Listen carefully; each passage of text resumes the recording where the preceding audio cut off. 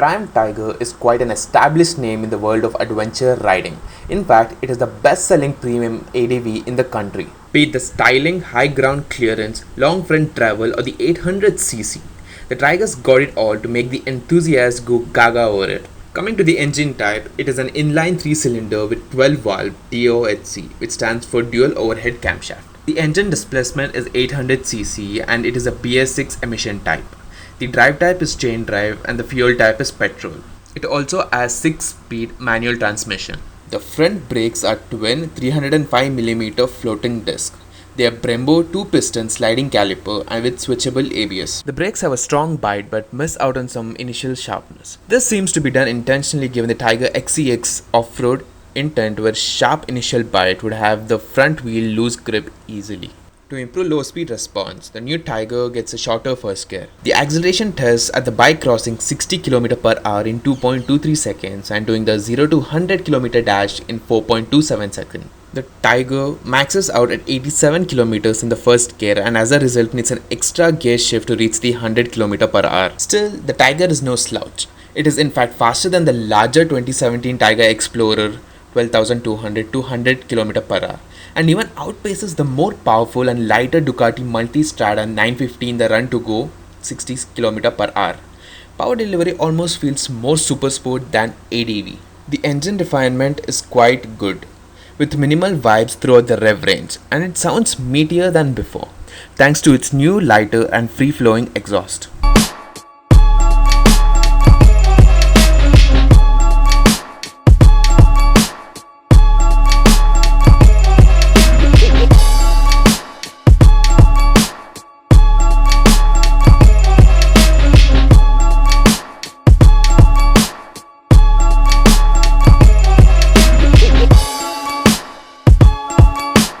This is a replaced windscreen because the main issue with the stock windscreen was it was too short and it was getting a lot of wind on the highway. The Tiger 800 features a full LED headlights that not only look a whole lot brighter than last year's model, but also offers far better illumination. It goes without saying the white light from the LEDs look a lot more appealing.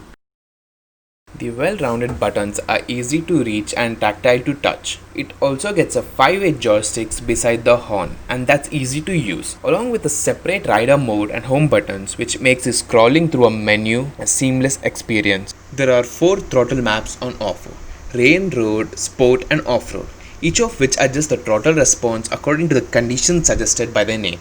Interestingly, these maps do not restrict the power output like many other motorcycles, instead of the throttle opening for a specific output of power changes in each mode. We particularly like the system as it imparts the rider with greater control over the computer, which otherwise can cut in at unexpected or unwanted times.